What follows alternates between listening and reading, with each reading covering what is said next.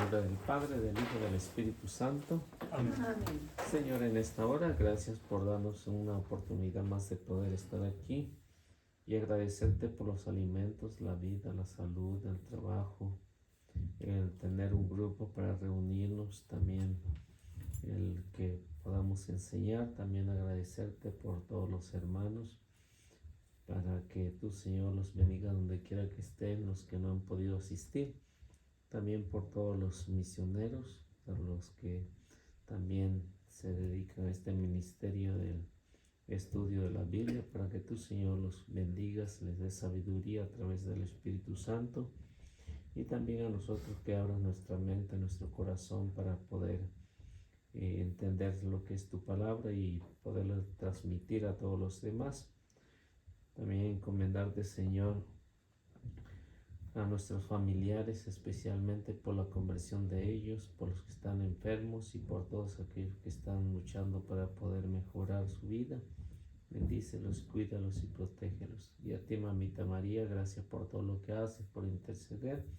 Ayúdanos y bendícenos. Amén. En el nombre del Padre, del Hijo y del Espíritu Santo. Amén. Bueno, pues vamos a continuar con esta séptima parte que estamos hablando acerca de la negación de Pedro. Y esta negación de Pedro, como ya hemos venido pues hablando, pues nos hace recordar cuál es nuestra fragilidad y nuestros miedos, así como Pedro tuvo sus miedos. Al tener esa, diríamos, dura prueba, y que esa dura prueba pues lo llevó a decir que no conocía a Jesús. Y como se da cuenta, el evangelista nos menciona, nos dice que todo fue tan sencillo, ¿no? Nadie acusó a Pedro que él era pues uno de los que habían estado ahí, nadie. Únicamente por su acento de Galileo, lo que lo delató nada más. Y de ahí pues vemos cómo Pedro pues cayó pues en esa pequeña dificultad que tuvo, y que nos ayuda a entender a nosotros que también somos iguales. Y Pedro nos está representando ahí, también está representando a todos los discípulos, porque los únicos que al menos menciona las Sagradas Escrituras, que al menos estuvieron más cerca, en el caso de Juan, en el caso de la Virgen María, en el caso de Pedro, y de ahí ya no nos menciona a otros de los discípulos que estuvieron más cerca a él, o que vieron cuánto la flagelación del Señor o cómo fue el juicio. No nos menciona el evangelista, únicamente a esos dos discípulos, que son los que permanecieron al menos un rato. Pedro, no todo vemos que Pedro después sale y llora amargamente. Y esto es lo que nos ayuda pues a entender la fragilidad en el cual pues nuestro primer papa pues tuvo esas debilidades. No sé si podemos leer del versículo, ¿qué era? Versículo 74 hasta el 75, dos versículos que son los que nos queda para analizar esta última parte de la negación de Pedro. O si se recuerdan, está bien, no lo leen.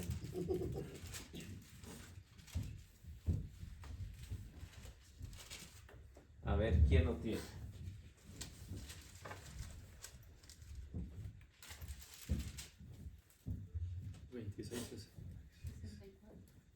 Sí, 74 y 75. Son los últimos dos versículos que vamos a analizar. 7:4 o 6. Sí. 7:4. Entonces Pedro empezó a proferir maldiciones y a afirmar con juramento que no conocía a aquel hombre. Y en aquel mismo momento cantó un gallo. Entonces Pedro se acordó de las palabras que Jesús le había dicho: antes de que cante el gallo me negarás 3 saliendo fuera, lloró amargamente.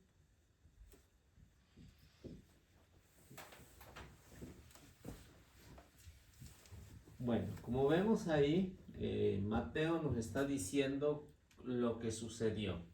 ¿Qué dice que Pedro se puso a echar? Maldiciones. Maldiciones. Y a jurar Que no conocía que no conocía a aquel hombre que era Jesús.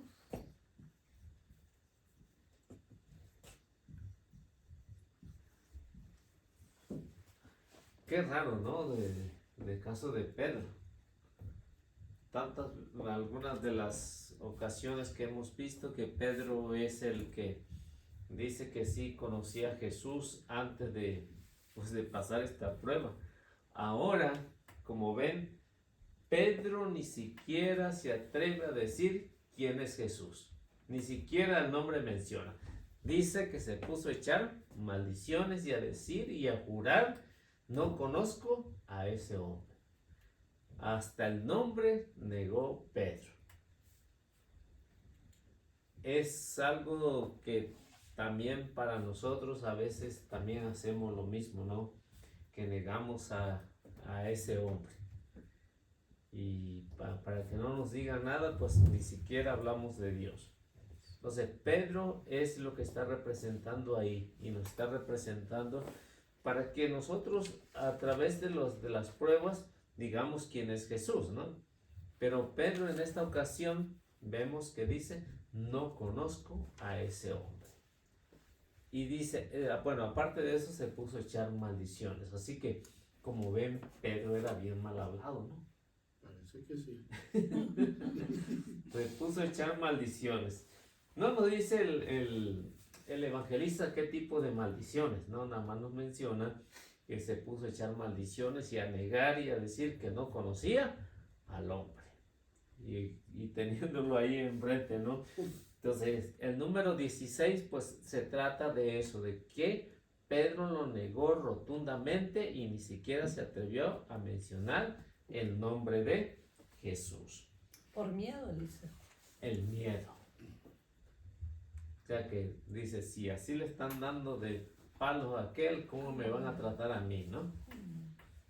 O sea, tiene miedo que lo golpeen, que lo asesinen de igual manera.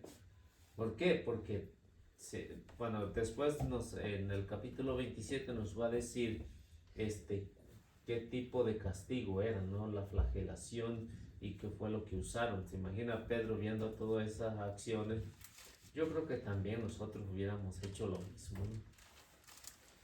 Al primer latigazo ver que ya sea, ¿conoces a ese? Pues no lo conozco, no sé ni quién es, ¿no? No conozco ni al gallo. ¿No? ¿Te imaginas? Que O sea, tiene que haber mucha fidelidad, ¿verdad? sí. Mucho amor a Dios para enfrentar cualquier situación y no negarlo. Y difícil como en el caso de Pedro.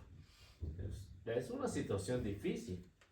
No estar en su tierra y aparte de eso, pues, mirar cómo golpean al maestro, pues, a decir, ¿no? Y siendo él el líder. Siendo el líder. Sí, que para que nos demos cuenta que como humanos falló. Como humanos fallamos todos. El miedo nos hace hacer eso. Nos hace hacer eso. Y bueno, no sé si alguna experiencia a veces cuando salíamos a evangelizar, ¿no? O sea, cuando salíamos a evangelizar por las casas, yo creo que muchos iban con miedo, ¿no? O sea, iban con miedo. Sí. Se siente el miedo que sale desde aquí hasta como que hormigueo. Sí, o sea que el miedo. Y más cuando dice, es que yo no sé nada, y si me encuentro un protestante, cuando vas a la visita, ¿no? Y ese es el miedo, ¿no?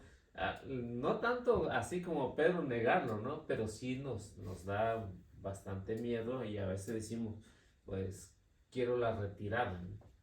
Quiero la retirada. en esta experiencia. Recuerdo algunas veces que les he platicado del primer diálogo en público que tuve, o sea, ya me daban ganas de rajarme también, ¿no? ¿Verdad? ¿Por qué? Porque si el primer diálogo, pues es de ahí donde se define, ¿no? Si no sabes contestar las respuestas, las preguntas que te hacen, no sabes responder como católico, el miedo era de que no tuviera la respuesta y todos los demás se fueran de la iglesia, ¿no? Y eso es el miedo. ¿Te imaginas Pedro ver otra situación? Pues con el miedo, pues negó. Y es ahí donde vemos que no está tan fácil. Muy difícil. Está difícil. Entonces pongámonos en el lugar de Pedro y las cosas son diferentes. Aún teniendo al maestro ahí. Bueno, este es el número 16, en el que dice, se puso a jurar, sin duda, sin duda, las maldiciones a las cuales se refiere San Mateo no es a las malas palabras, ¿no? No es a las malas palabras, sino es que puso a Dios como testigo. Eso es lo que Mateo está hablando ahí acerca de las maldiciones. ¿Por qué? Porque decir no jurar el nombre de Dios en vano era una maldición. Y Pedro estaba consciente de que estaba jurando por Dios que no conozco a ese hombre. Entonces, sin duda, lo que los estudiosos nos dicen que es que Pedro puso a Dios por testigo, es decir, no conozco a ese hombre. ¿Ya? Para que nos quede claro y no piensen que a lo mejor Pedro era, sí, que se le había soltado la lengua diciendo otras cosas, ¿no? O sea, jurar en nombre de Dios, sabiendo que, o diciendo que Dios me castigue si lo conozco, ¿no? O sea, esas son las dos partes que encontramos ahí, diciendo, poniendo a Dios como testigo y diciendo que Dios me castigue. Si es que estoy hablando mentira, ¿no? Pero de todos modos Pedro estaba consciente de lo que estaba viendo, pero el miedo de la golpiza que le estaban dando al maestro, pues lo hace decir eso. Vamos a decir que Pedro en ese momento no estaba consciente, ¿no? No estaba consciente de lo que estaba pasando, porque tanto era el miedo que lo hace decir cosas que no son. Número 17. Número 17. No se atreve a decir que es Jesús.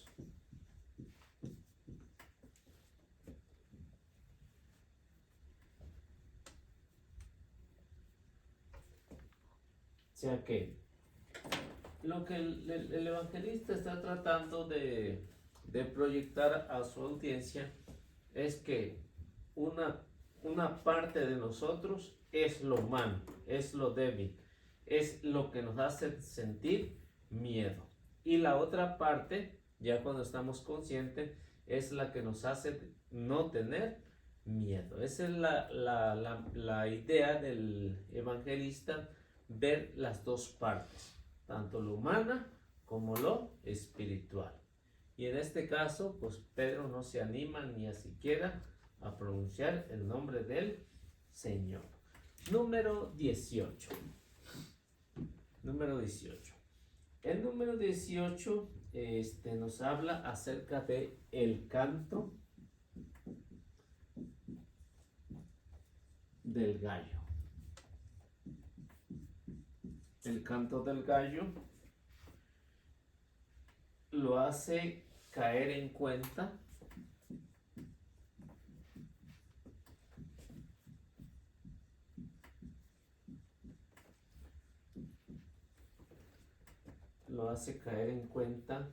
lo que acababa de hacer.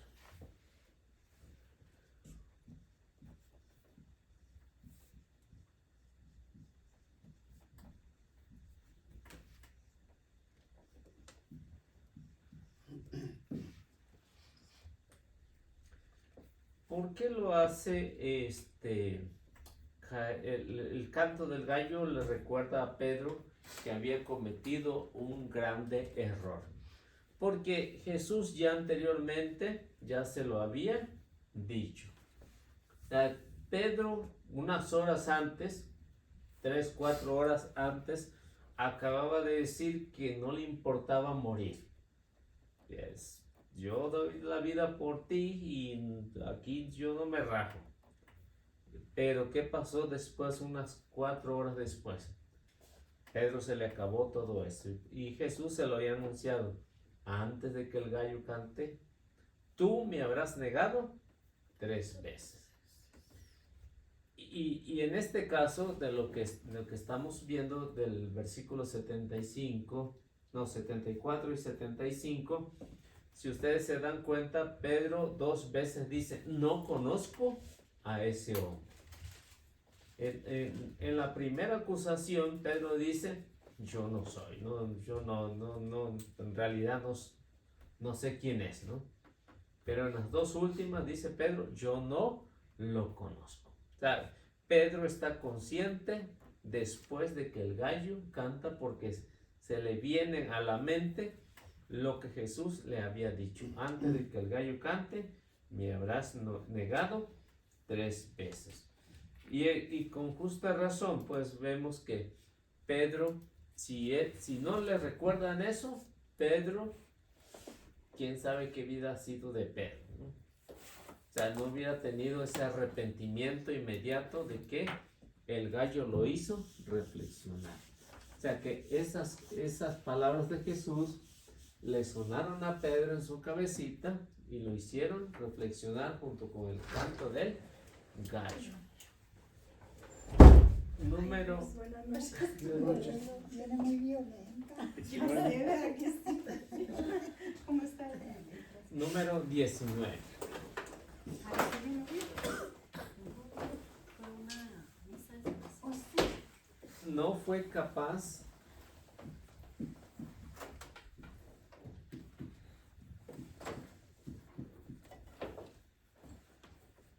de acompañar a Jesús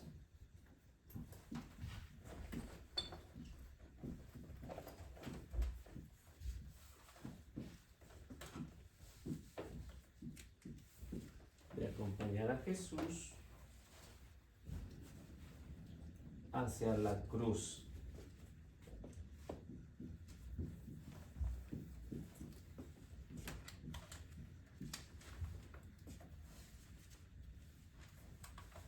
El miedo lo hizo vacilar.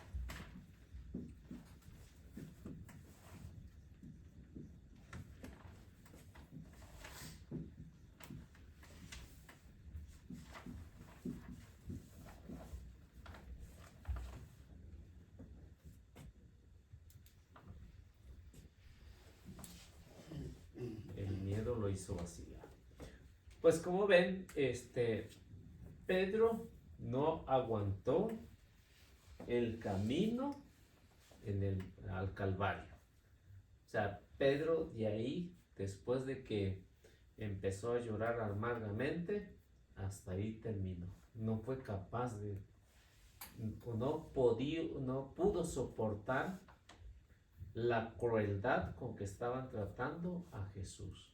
No lo soportó. Por eso, como dice, se echó a llorar y mejor ahí se quedó. Entonces, ¿qué es la enseñanza para nosotros? ¿Que seremos capaz como Pedro o no seremos capaz como Pedro? Sí. ¿Somos capaz como Pedro de quedarnos ahí? De no hacer frente, hasta sin gallo. O sea, que sí, acompañar a Jesús en la cruz es difícil, ¿no? Yo creo que para todos se nos hace difícil, porque muchos no aguantan el camino de la cruz, el camino de Jesús, porque muchos se entusiasman y luego abandonan. ¿Por qué? Porque así como nos dice que tanto Pedro no fue capaz de acompañarlo, pero después viene el arrepentimiento. Pero en el caso de muchos, pues no hay ese arrepentimiento y mejor dejan de ahí. Incluso muchos dejan hasta de creer en Dios. Ese es uno de los problemas que tenemos hoy en la humanidad, que casi no quieren saber nada de Dios. Anteriormente seguían a Dios y ahora ya no. O sea, este es uno de los principales. ¿Por qué? Por miedo, por pereza, pues no podemos saber qué fue. Pero en el caso de Pedro, pues gracias a Dios, pues no llegó a tal extremo. El arrepentimiento lo hizo reflexionar. Número 20. Sí. Número 20. ¿Por qué Pedro se tuvo que quedar ahí o por qué Pedro se quedó ahí? La razón es de que su fe es débil. Esa fue la razón. Ahora, si encontramos al apóstol Juan, es mucha la diferencia, ¿no? Siendo un joven, la fe de él era firme. A él no le importó mirar todo lo que estaba pasando. O sea, el sufrimiento a lo mejor fue igual que Pedro, pero a pesar de eso, él continuó. En el caso de Pedro, él mejor se retiró un poco. ¿Por qué? Porque la fe es lo que nos hace, yo creo que a todos nos hace seguir a pesar de los problemas, a pesar de las dificultades. Aquí es la base, la fe. Quien no tiene fe, la fe lo vuelve muy débil, o la fe es muy débil, y por eso muchos abandonan. Y esto es lo que vemos en el caso de Pedro, que hasta ahí la fe es demasiado débil. Y llegamos al versículo 75, bueno, este era del 74, lo que acabamos de ver, y esta última parte que es el 21, es el número 21, que es el último, encontramos a Pedro que llora amargamente.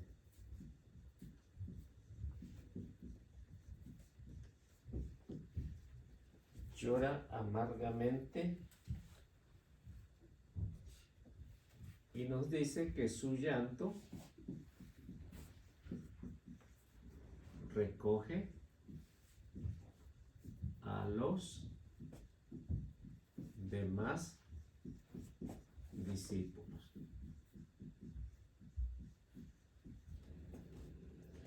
Sobre Pedro caía toda la responsabilidad. O sea, la responsabilidad de los que huyeron y la responsabilidad de él. El ser dirigente no era nada fácil para Pedro. Es bastante complicado el ser el dirigente del grupo. Y Pedro tenía toda esa responsabilidad. O sea, su fe débil. Pero después de que esa debilidad de la fe lleva a Pedro a llorar amargamente.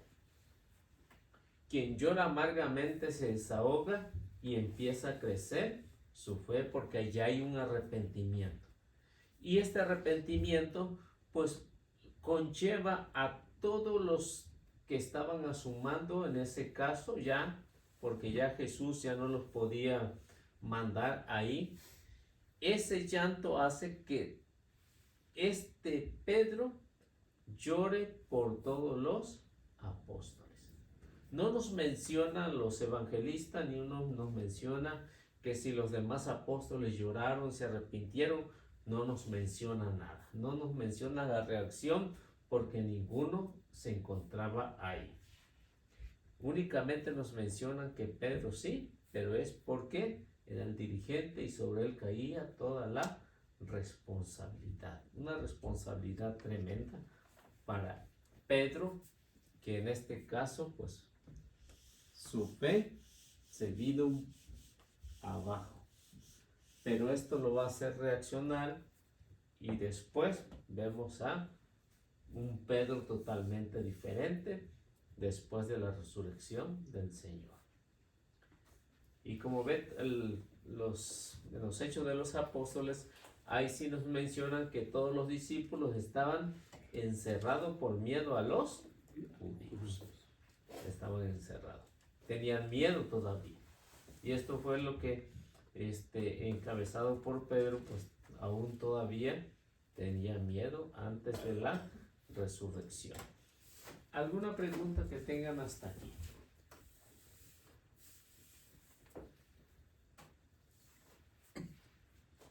¿Todo está bien? ¿Sí? Yo de mi parte está bien, no sé los demás. Todo bien. Bueno, ahí terminamos la etapa de Pedro, que lloró amargamente, se arrepintió y después, más adelante, pues ya veremos cuál es la reacción de Pedro. Ahora pasamos a la octava parte, al número 8, que se llama el proceso ante Pilato.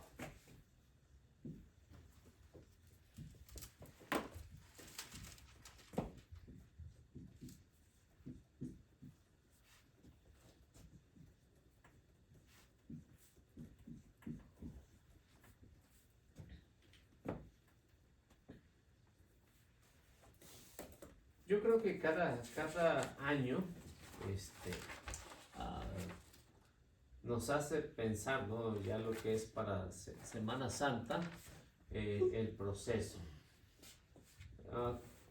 ¿Cuántas Semanas Santas así llevan vividas ustedes que han escuchado o han visto acerca de este proceso de Pilato? Cuenten. ¿Cuántas semanas?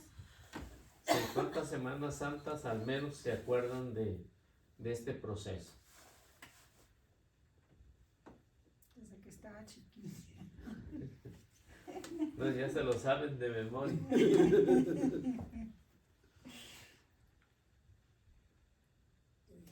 ¿Les hace recordar algo esto?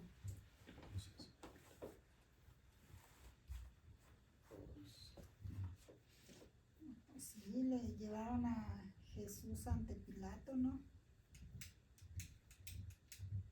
¿Y qué pasó ahí? ¿Qué pasó? Para ver qué hacían con Jesús.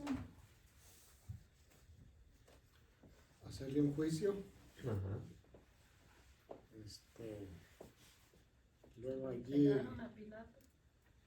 les preguntaba que a quién soltaban, si a Jesús o a Barrabás. Y pues Barrabás fue el elegido, que lo soltaron.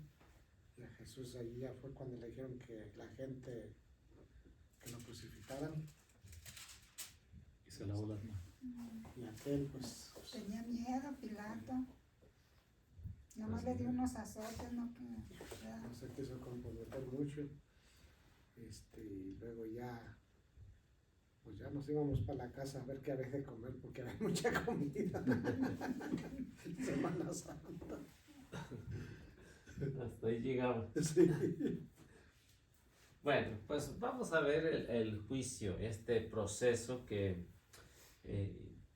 pues como ya saben, un proceso injusto, juicio injusto, por todos los acontecimientos que se dieron desde la aprehensión del huerto de Getsemaní hasta este periodo que encontramos aquí a Pilato.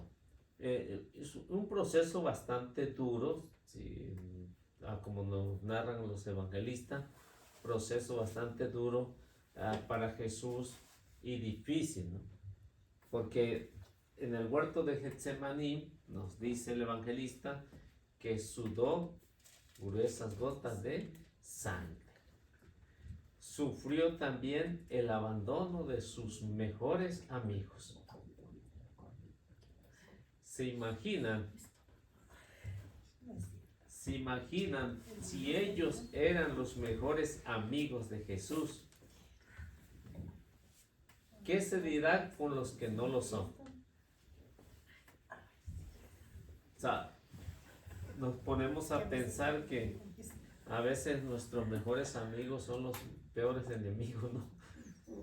Sí. Así que esto que vemos aquí, lo que Jesús pasó, nos hace reflexionar cómo se sentiría Jesús. Abandono de sus enemigos, sus mismos compatriotas lo acusaron, proceso injusto, latigazos, ofensas, escupitajos, todo lo que tuvo que pasar, y aquí llega el proceso ante Pilato. Pilato, en cierta manera, pues trató de hacer lo mejor posible para liberarlo, pero aquí vemos que no lo pudo, aún teniendo la autoridad, ¿no? Sí, pero vemos que no quiso usar su autoridad para liberar a un inocente. Pues vamos a leerle al menos unos, ¿qué les parece? Del capítulo, ya estamos en el capítulo 27 aquí de Mateo, capítulo 27, versículo 1, vamos a leerle hasta el versículo 15 para analizar. Y ya después pues podemos ver los otros 16 versículos más.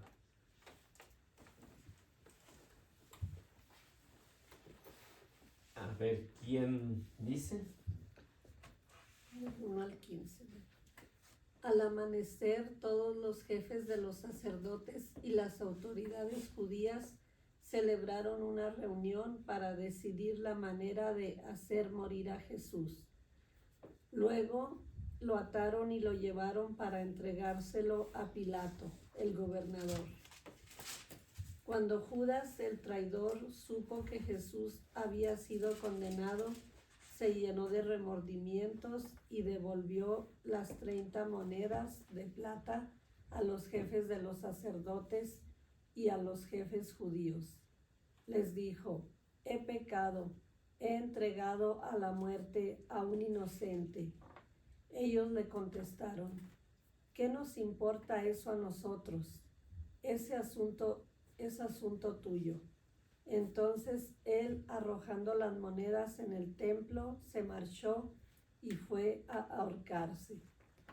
Los jefes de los sacerdotes recogieron las monedas, pero dijeron: no se puede echar este dinero en el tesoro del templo, porque es precio de sangre.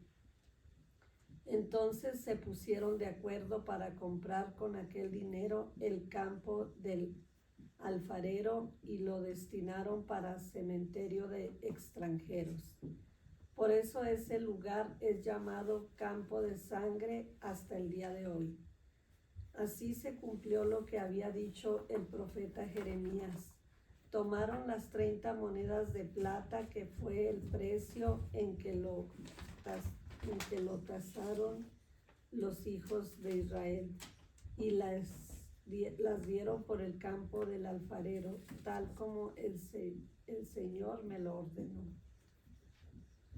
Jesús comparece ante Pilatos. Jesús compareció ante el gobernador y éste comenzó a interrogarlo. Le preguntó: ¿eres tú el rey de los judíos? Jesús contestó: tú eres el que lo dice. Los jefes de los sacerdotes y las autoridades judías lo acusaban, pero Jesús no contestó nada. Pilato le dijo: ¿no oyes todos los cargos que presentan contra ti? Pero Jesús no dijo ni una palabra, de modo que el gobernador se sorprendió mucho.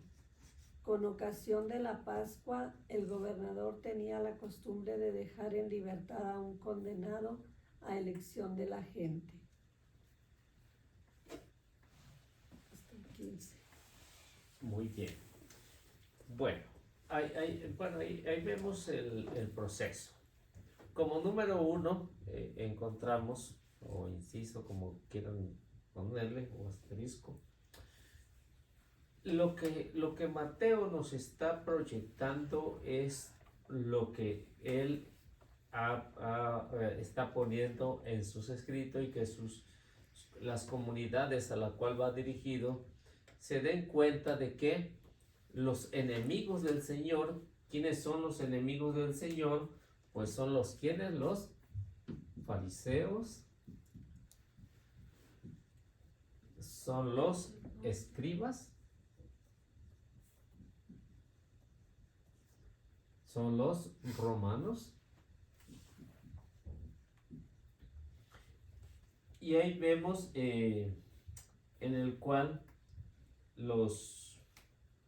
lo que Mateo está queriendo que se proyecte es que estos enemigos, los fariseos, los escribas, es decir, el Sanedrín, se unen a los extranjeros para acabar con Jesús. La unión de los enemigos van a terminar asesinando a Jesús. ¿Por qué? Porque ya Jesús ya lo había anunciado. Son palabras de Jesús, que Él, como Dios, lo sabe todo. Él ya lo había anunciado en Mateo 20, 18 al 19. Yo creo que ustedes lo recuerdan. Ya está de memoria, pienso. ¿O no? ¿Qué es en el proceso? Como el evangelista en el principio nos está diciendo que era ¿qué? Más o menos. En el primer versículo era en la mañana, mañanita. En el amanecer. Serían entre las 6 a las 8, que era ahí el proceso. Cuando se abría un proceso para un condenado, esos eran los horarios en el cual se procesaba de 6 a 8. Por eso el evangelista es muy claro cuando nos dice que muy de mañana se levantaron para el proceso en contra de Jesús. Entonces serían aproximadamente entre las 6 a las 8, en el cual estaban reunidos al Sanedrín, de lo que eran los fariseos, los escribas, los romanos, los soldados, que son los que se dedicaban a este proceso, muy temprano. Y a estas horas tan tempranas, para que si se tenía que condenar a muerte al reo, pues tuviera la oportunidad de todo el día para que se preparara lo que le esperaba, ¿no?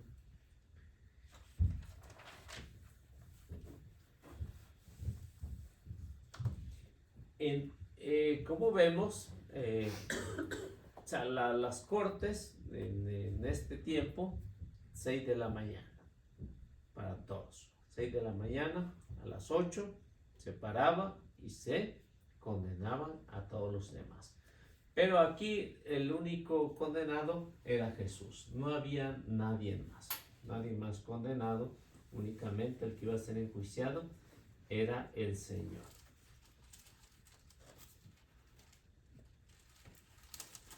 Bueno, ¿estamos bien hasta aquí? Sí. ¿Sí? ¿Puedo borrar esto?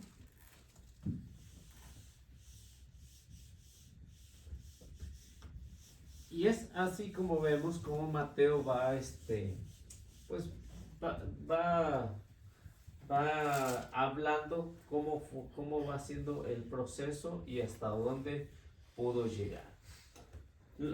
Lo que sabemos acerca de Pilato, Pilato gobernó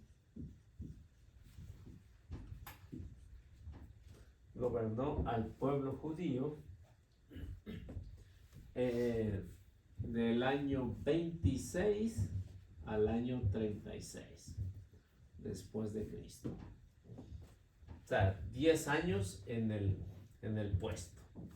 10 años en el puesto, que fue lo que gobernó Pilato. Pero Pilato no se mandaba solo. Él dependía del gobernador de Siria. O sea que tenía alguien más que lo mandaba. Y por eso que dependía siempre del gobernador de Siria.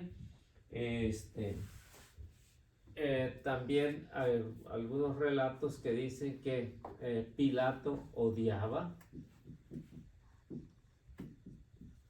a los judíos y los odiaba a muerte, ¿ah? Y el odio a los judíos lo hizo terminar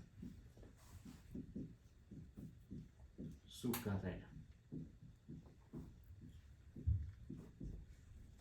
O sea, era tanto el odio que terminó su carrera muy pronto. 10 años para gobernar, y ahí se acabó el gran Pilato. También nos dice que Pilato era cruel, rapaz,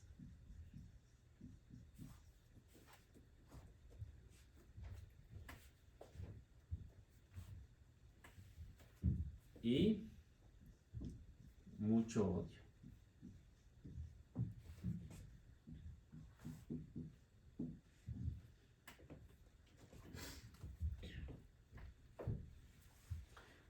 Entonces, como vemos aquí, diríamos la biografía de Pilato, pues ahí se ve resumida quién era ese hombre. Por eso es que lo ponían al frente, porque era así odioso, era cruel, no le importaba matar a quien fuera. Pero en el caso aquí, como el evangelista nos los menciona, vemos a otro Pilato que trata de preguntarse por qué me tienen que traer a este hombre que yo lo miro que es inocente, ¿no? Porque dice, no responde nada. O sea, otros de los condenados se defendían. En el caso de Jesús, ni siquiera hablaba. O sea, algo raro, algo distinto, hizo pensar a Pilato que era inocente Jesús. Aunque no lo conocía muy bien, había escuchado hablar de Jesús, pero aquí vemos todo lo contrario de los otros reos que se defendían. Bueno, seguimos. Aquí, en lo que nos sigue hablando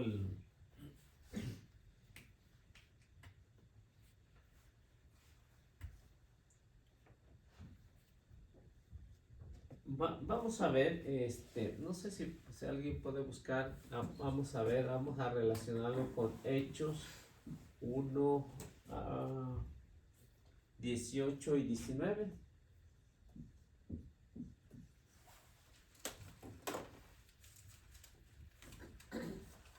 Y veamos a continuación lo que es la figura de Judas.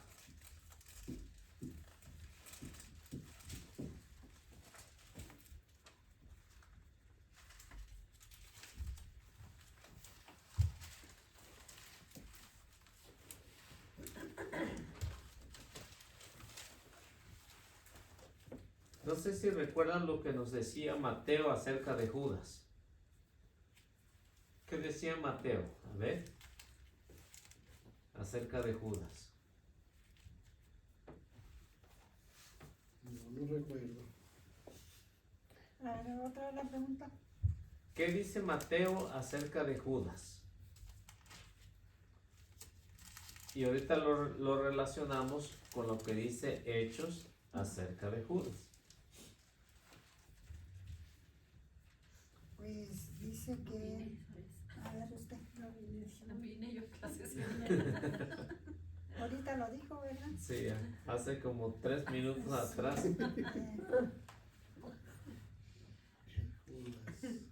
Que sí, Mateo nos dice que Judas sintió un el remordimiento. remordimiento.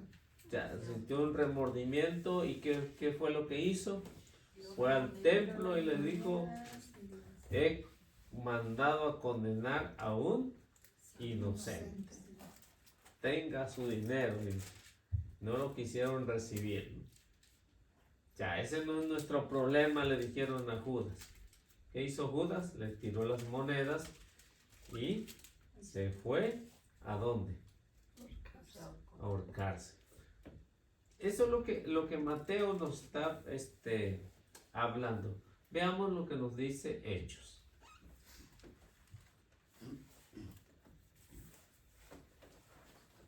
Sabemos que con el salario de su maldad se compró un campo, se tiró de cabeza, su cuerpo se reventó y se desparramaron sus entrañas. Este hecho fue conocido por todos los habitantes de Jerusalén, que llamaron a aquel campo en su lengua Jaqueldamá, que significa campo de sangre. Es el mismo donde se compró, que se compró con Sí, las mismas monedas. con las mismas monedas. Exactamente, 30 monedas le vendieron el campo del alfarero, que es conocido como campo de sangre. ¿Entierran a los judíos ahí? No, para puro extranjero. O sea, que para eso sirvió. O sea, que la sepultura de la muerte de Jesús sirvió para unir a los dos pueblos, ¿no? Porque con ese dinero compraron un campo para los extranjeros. O sea, que pudo unir, que es con la muerte de Jesús, unió a esos dos grandes enemigos de aquel tiempo, judíos y paganos. Y al menos hicieron algo, un cementerio en común. ¿Para qué? Para que pudieran ser enterrados dignamente. Mateo nos dice que, pues, que nada más se fue y se ahorcó, ¿no? Hechos de los Apóstoles nos dice que se colgó, no aguantó donde se había colgado y Se tiró de cabeza. tiró de cabeza, se derramaron las entrañas y hasta ahí llegó Judas, ¿no? O sea que es Hecho de los Apóstoles y Mateo lo están contando de acuerdo a la versión popular. Y para eso pues ven que las monedas sirvieron para algo, para comprar. ¿Por qué? Porque los encargados del templo dijeron que esas monedas no se podían echar al tesoro del templo porque eran precio de sangre. Esa era la razón. Bien. Entonces, como ven, esta muerte estuvo siempre asociada con sangre. La sangre de Jesús y este lugar que se llamó, ¿cómo se llamó?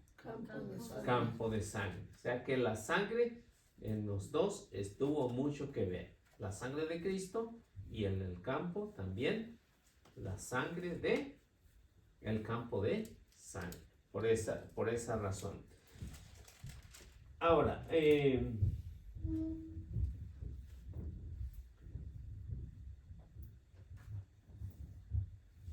y bueno, y en esto, antiguamente, de lo que había una leyenda acerca de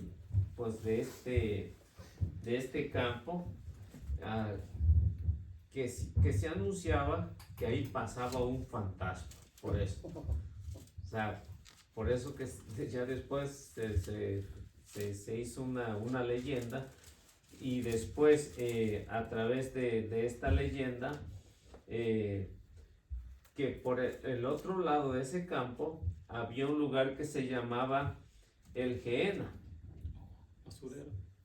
que era un basurero en el cual se decía que estaba la puerta del infierno ahí, ¿no? ¿Por qué? Porque siempre continuaba, era donde quemaban la basura los judíos y siempre estaba encendido. Siempre estaba encendido, por eso que se llama la Gehenna. Y es ahí donde toman los testigos de Jehová para decir, el basurero de Jerusalén se acabó, por eso el infierno no existe, ¿no? Ganas tienen. Ahí la basura. Por eso es que para ¿No ellos quemaban también se allí acabó. a los muertos? ¿La qué? ¿No quemaban también a los O muertos? sea, todo lo que Ya no servía. todo lo que no servía, Sí, según esto que basura. quemaban a los muertos que no tenían con qué, ¿verdad? Sí, o sea, que ahí era para la basura, para los extranjeros, para todo el que no tenía quien lo reclamara. Es como la fosa común aquí. Sí, algo así parecido, pero ahí permanecía siempre. Es que yo sí lo conozco, es... Cómo se miraba. Bueno, ya no hay lumbre. No, pues, ya se salvaron los hermanos.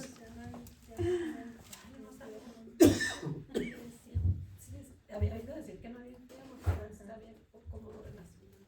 No, por eso que lo relacionaban ahí, porque decían que esa era la puerta para entrar al infierno. ¿Cómo dice que se llama el basurero? Gehenna, Gehenna. Gehenna.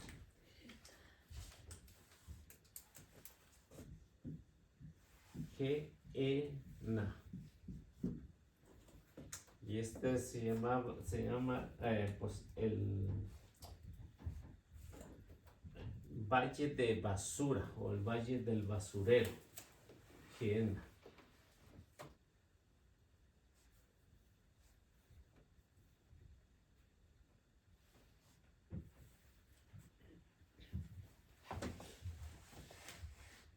¿Qué es lo que hace Mateo? Mateo hace un adorno con lo que está viendo aquí, haciendo alusión a Zacarías, capítulo 11, versículos 12 y 13. Por eso Mateo adorna ahí esa parte. ¿Por qué? Porque esto ya estaba escrito con el profeta Zacarías, y de esa manera pues se ve que Mateo es un conocedor de las Sagradas Escrituras, y es ahí lo que el profeta ya anteriormente había mencionado. A ver qué nos dice.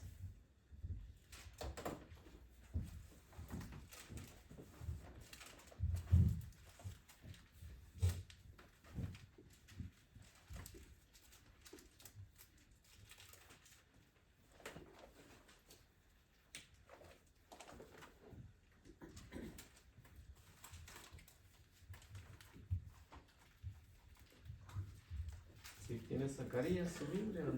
Se perdió, oiga. En la 9:27.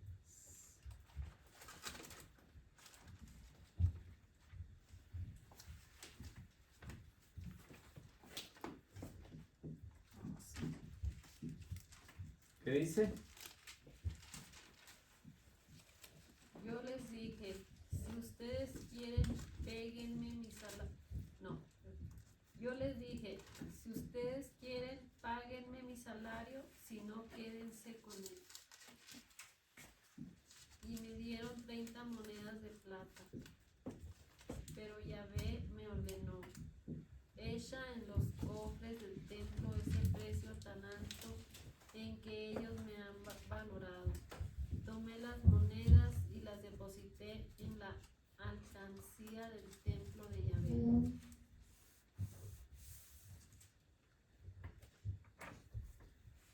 A eso es lo que hace alusión Mateo. Y recuerda este pasaje, Mateo lo recuerda, porque es la infame muerte del maestro por una traición. ¿Por cuánto evaluaron al maestro? 30 monedas. Y de esas 30 monedas, decía ahí el profeta Zacarías, que esas monedas se deberían echar al templo, no al arca. ¿Qué pensaron los enemigos del Señor ya cuando los habían condenado? Que esas monedas no pertenecían ahí, sino que eran precio de sangre. Es lo que Zacarías ya había visto en esta visión, qué es lo que iba a pasar, quién lo iba a vender, uno de sus amigos, Judas, y esas 30 monedas iban a servir para algo, para comprar ahí el cementerio para los extranjeros. Y es lo que vemos ahí acerca de Mateo. Ustedes me dicen que ahora. Entonces eso que dice del basurero estaba detrás del cementerio. Detrás del cementerio. Son las 8:14. Bien, entonces nos paramos ahí porque tengo algunos anuncios para dar. Bueno, nos quedamos ahí.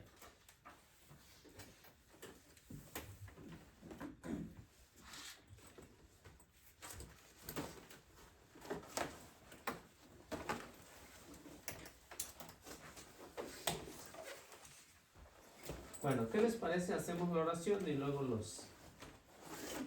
Muy bien. A ver, ¿quién se anima?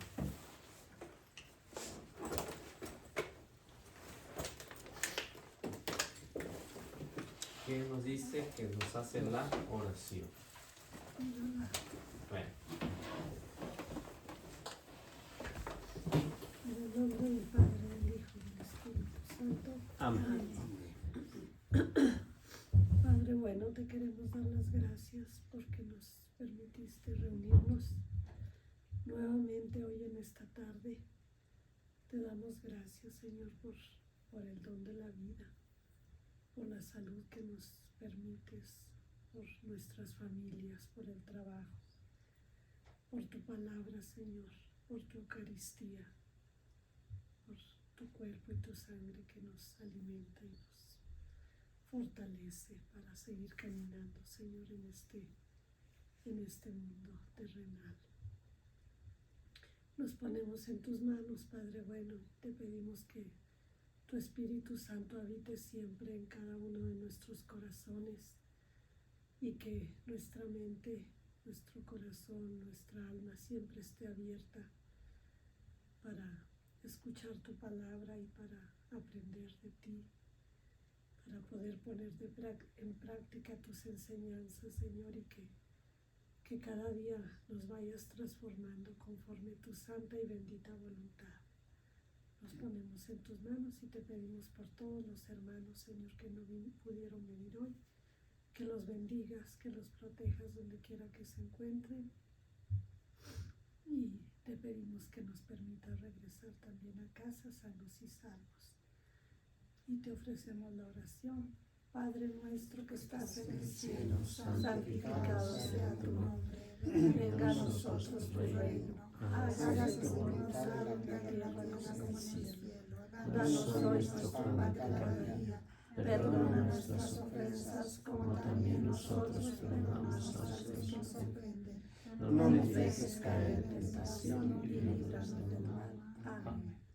Contigo vamos, Virgen pura, y en tu poder vamos confiados, pues siempre el tiempo para nuestras almas y las Dulce Madre, no te alejes, tú viste de nosotros no apartes. Ven con nosotros a todas partes y solo nunca nos dejes. Ya que nos proteges tanto como verdadera Madre, haz que nos bendiga el Padre, el Hijo y el Espíritu Santo. Amén. Que Dios los bendiga, nuestra Madre Santísima los acompañe siempre. Amén. Tenemos de compartir y darle like.